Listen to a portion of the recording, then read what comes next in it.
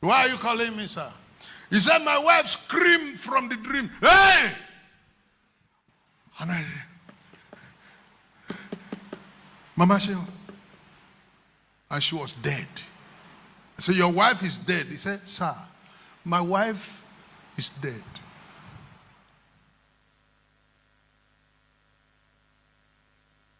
And I wrapped her. I carried her on my head over 3 miles. And I laid her in front of the altar where you preach.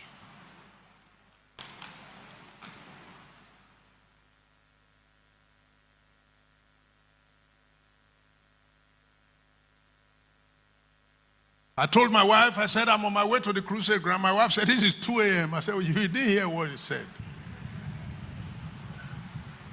His wife is dead. And he could have access through service. You remember what the wife of the young prophet in 2 Kings chapter 4 said to Elisha? He said, thy servant, my husband.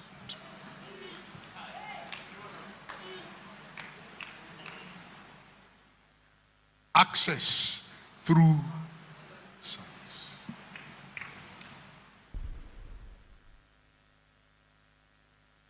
He said, your servant, my husband.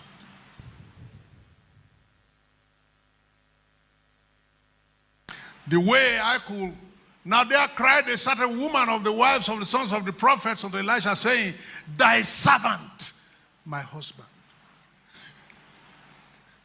The discussion here now, on another day, I will talk about him being my husband first.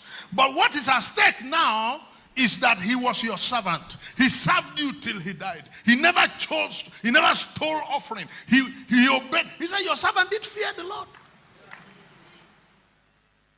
That's the report card. Access through service.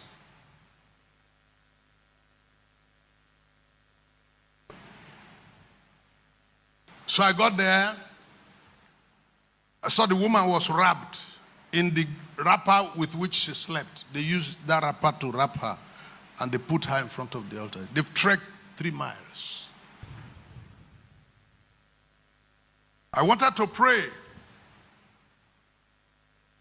I didn't know what to say because I've never seen this type of thing before. And sometimes we face very intimidating circumstances, and there is nowhere to hide. On a critical day when your call is being called upon,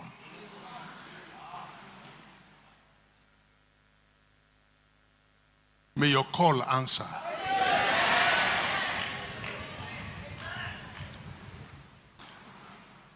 So I asked, what's her name? They wanted to announce Alice, Mary, Elizabeth. I said, no.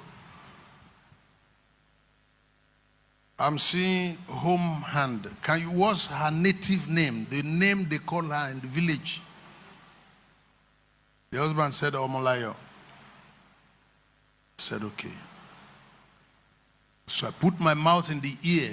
I knelt down by the woman, put my hand and said, Omolehin!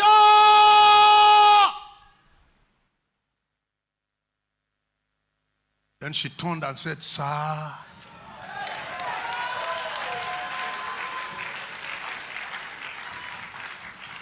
said, stand up.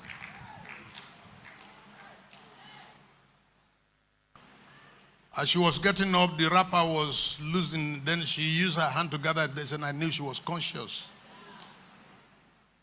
I took her by the hand. We were walking through the crusade ground. Initially, she was not stable, but when I saw that she was stable, I dropped the hand. And as I dropped the hand didn't go down. The hand went up. I was saying, thank you, Jesus. And I asked that we should pray before we go. 4 men brought her. I said, Omolehin, you pray. She said she had a dream. All the people who have died in their village many years ago, they were standing together. And there was a stream in between. and she was across the stream. And the leader among the dead was saying, come over here. Show body, come over here. I said, come over here. And she answered them and said, I cannot come to you. You are dead. You are dead people. And their leader crossed the river and carried her and was going away.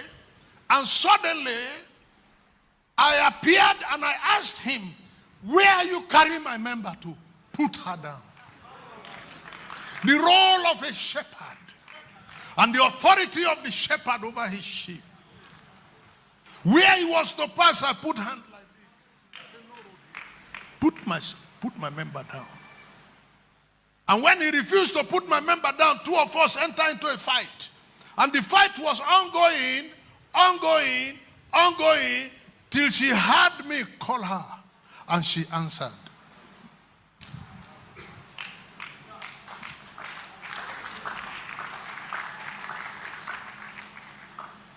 David reported, he said, on my father's farm, a lion came to carry sheep. And I said, you don't come here to carry, don't come and steal sheep here.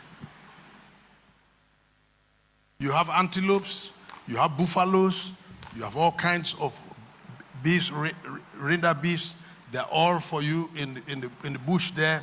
I've never come there to contend with you over your allocation. Leave us here.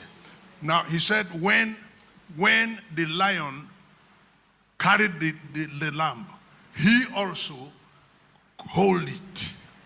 There is the authority of the shepherd over the sheep. He said, when he rose up against me, he said, I smote him with bare hand. The bare hand of a shepherd on the day of defending the sheep is like a bomb. And he killed it.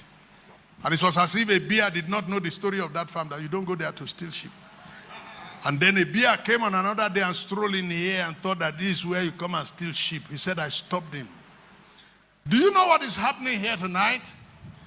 I am here to stand as a shepherd. All those who have carried you and you are hanging their teeth, I will command them to put you down.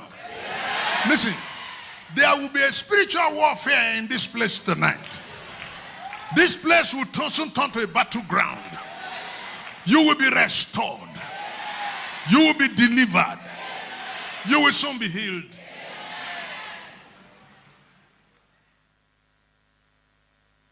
But let me go back to my point. And my point is, when he called me and said, my wife is dead, and I wrap her and I lay her in front of the altar where you preach, and I ask, what do you do for God in the church here? If he answered me and said, I joined the church in 19... Remind me when Lord Lugard came to Nigeria. I joined the church in 1980. Bros, what do you do in the church?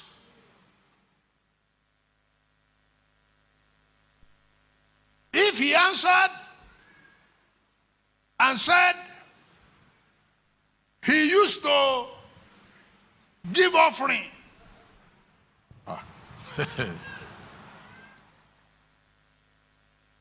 I am most likely going to say, you don't know the way to teaching hospital? Carry your wife, go to the teaching hospital, a pastor will meet you there. Then I'll go and check the roster of the pastor on duty.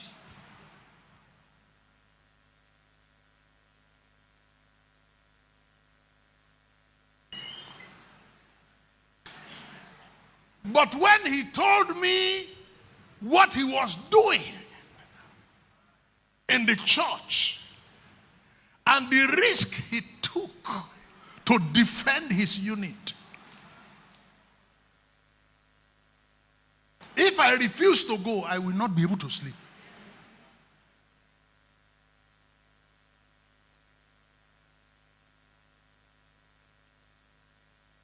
What do you do in the church